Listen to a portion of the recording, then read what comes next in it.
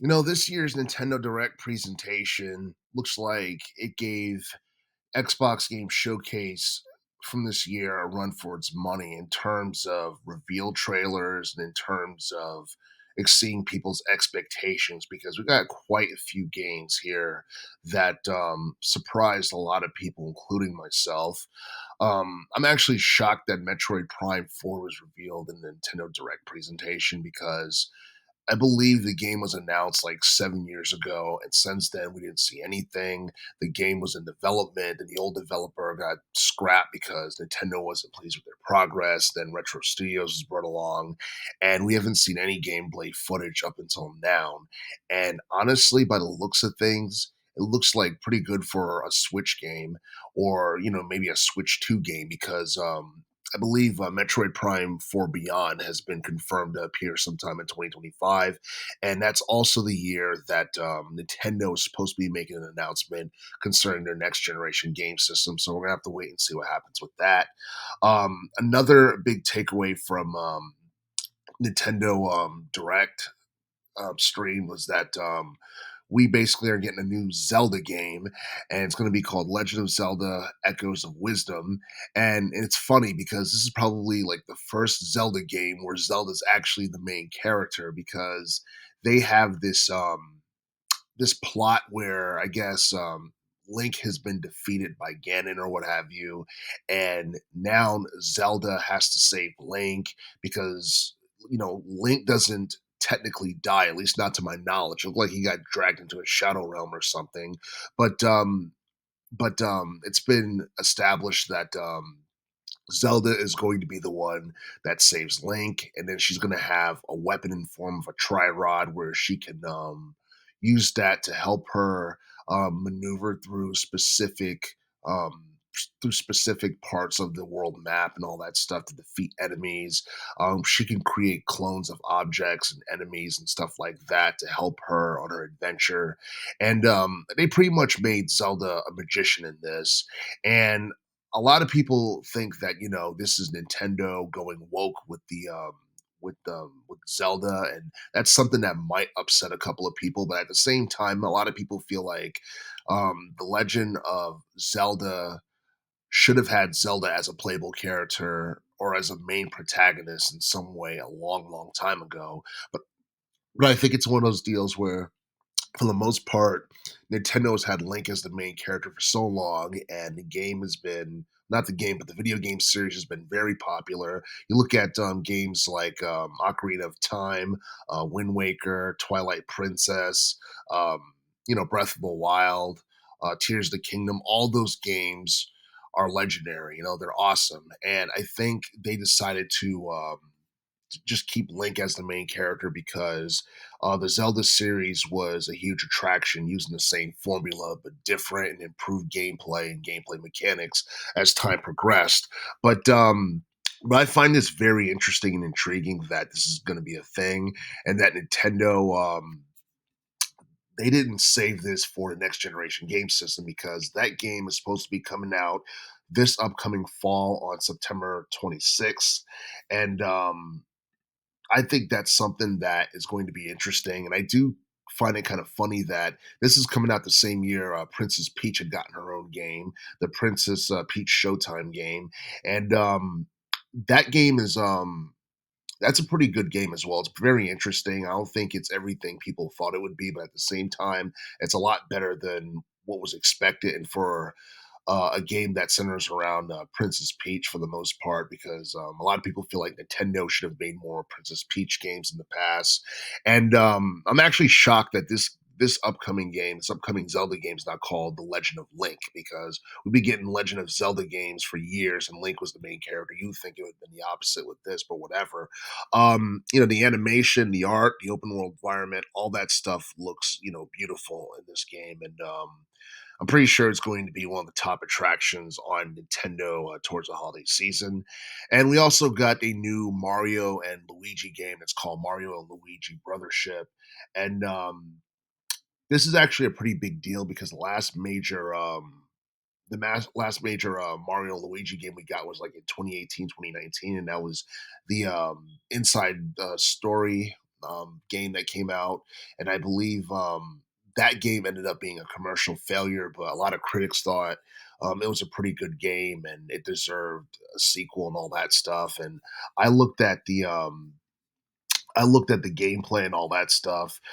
Like some of the aesthetics, it reminds me of Mario and Luigi Superstar Saga from like 2003, like the first Mario and Luigi RPG that came out back in '03. And it's hard to believe that the Mario and Luigi RPG series has been around for more than 20 years. And I feel like the Mario and Luigi RPG games deserve way more credit than it gets. And I feel like that this game is going to have the opportunity to stand out and to shine because 2024 for the most part is not necessarily a star-studded year for video games like last year was. And I don't think Mario and Luigi Brothership is going to be heavily overshadowed by anything that's appearing on the Nintendo console this year or anything like that. And I do feel that this is one of those things that some people feel like Nintendo probably should have saved for the Switch too, but you know, I do feel that Nintendo can still make as much money as they can out of the Switch console and try to get their sales up before moving on to the next generation game system. And another announcement trailer that we saw from Nintendo was the I guess the remastered version of Donkey Kong Country Returns, a game that came out back in 2010. And honestly, it's cool that Nintendo has decided to remaster that game because a lot of people feel like Donkey Kong Country Returns was underrated for the most part. And I feel like the Donkey Kong Country or just the Donkey Kong series in general just like fizzled out in relation to popularity as the teens decade progressed. And I know a lot of people are disappointed that we didn't get a brand new, Donkey Kong game. But a remastered version of an older game is better than absolutely nothing.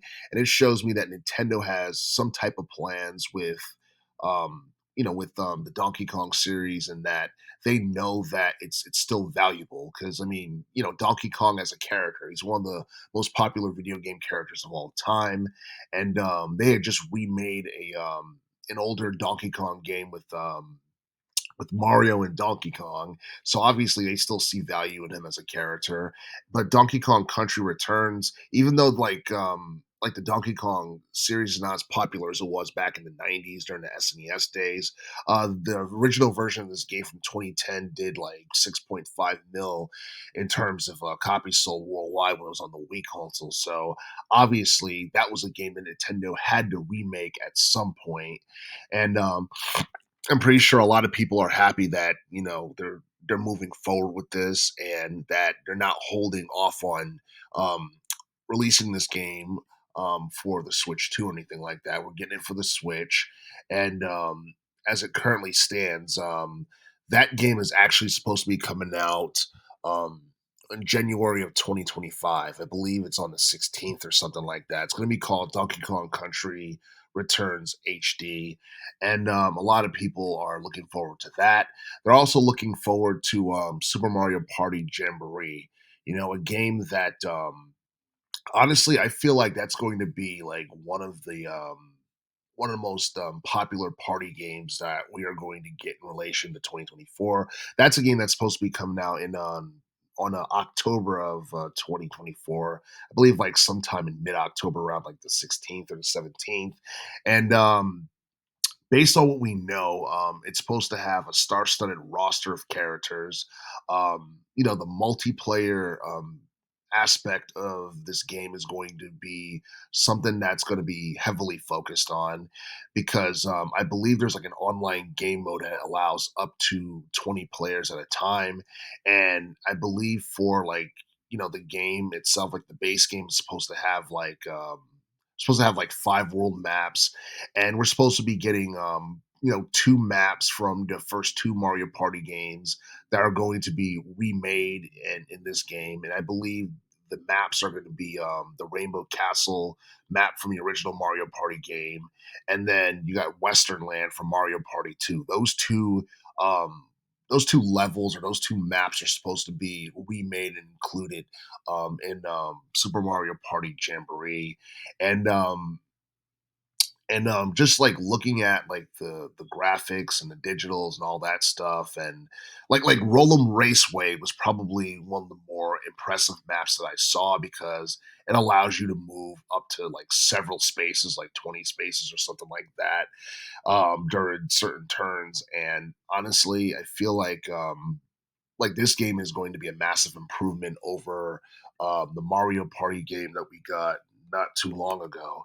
And yeah, like, I do feel that like that game along with the ones that I just mentioned, those stood out the most to me, along with the fact that the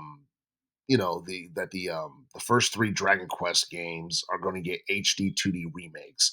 And I feel like this is something that is going to allow Nintendo to, I guess, reintroduce the modern generation of gamers to, I guess, a video game series that was like white hot back in like the 80s and the early 90s and all that stuff. Because you look at the Dragon Quest series, it's not something that's necessarily too big in America or anything like that.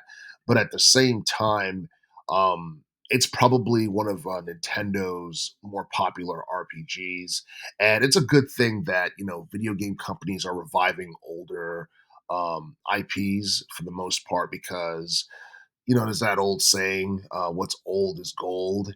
That's not always the case, but most of the times that is the case. And I feel like, them making a 2D HD remake of the older Dragon Quest games is actually a pretty good idea. It's a step in the right direction. Hopefully, it leads Nintendo to, remake other, older 2D IPs in 3D. The game that I really want to see a 2D HD remake of is Chrono Trigger. But the thing is, I think that's a Square Enix IP, if I'm not mistaken. But the thing is, I thought about that because I remember it being popular on SNES, and it was a SNES exclusive back in the 90s when Square Enix had closer ties with Nintendo and they were always collaborating and all that stuff. But for the most part, all the games that I mentioned, I feel like it made me very hopeful about this year and hopeful about next year in relation to high profile video game releases. In fact, I feel like there were more titles in this Nintendo Direct than there was in Xbox Game Showcase I actually care about for the most part, that I'm actually looking forward to for the most part, because a lot of these games, a lot of the names people are familiar with. People are familiar with Mario, with Zelda, with Metroid. They have a ton of name value. The franchises are very big, and we're finally getting surprises and answers as to when certain video games are going to be released. Now, one of the biggest disappointments about Nintendo Direct um, of of this year is that we didn't get an announcement for Mario Kart 9. And I think that was the big one that people were looking forward to. So that tells me that I don't think that's going to be coming out anytime soon. And we're most likely going to have to wait for the Switch 2. And I'm not exactly sure whether or not they're going to make that. They're going to make that backward compatible or release it for the Switch console. I feel like for the most part, Mario Kart 9 might not be coming out until like I don't know, 2016, 17, 18, somewhere around that time period. Because I believe Mario Kart 9 was announced back in January of 2022 by Nintendo, or it was like it was mentioned that it was in development, but we haven't seen any screenshots. I don't think too much information has been leaked or released on what to expect or anything like that, but I'm pretty sure it's going to be something that blows up the internet. It's going to trend massively on Twitter and or X, whatever it's called. But for the most part, I feel like the announcements we got on this Nintendo Direct, all of them were awesome. They surprised the hell out of me for the most part. I'm happy to know that these games are either coming out towards the end of 2024 or sometime in 2025. And honestly, I feel like things are looking up for Nintendo gaming wise. I do feel that the next couple of years for Nintendo are going to be very interesting, especially considering the fact that we're supposed to be getting like more Call of Duty games on Nintendo sometime in the future as well. And I know for the most part, Nintendo is family friendly and likes to cater to like children and all that stuff. But I do feel that Nintendo could end up being a platform where third party games will end up shining a little bit more.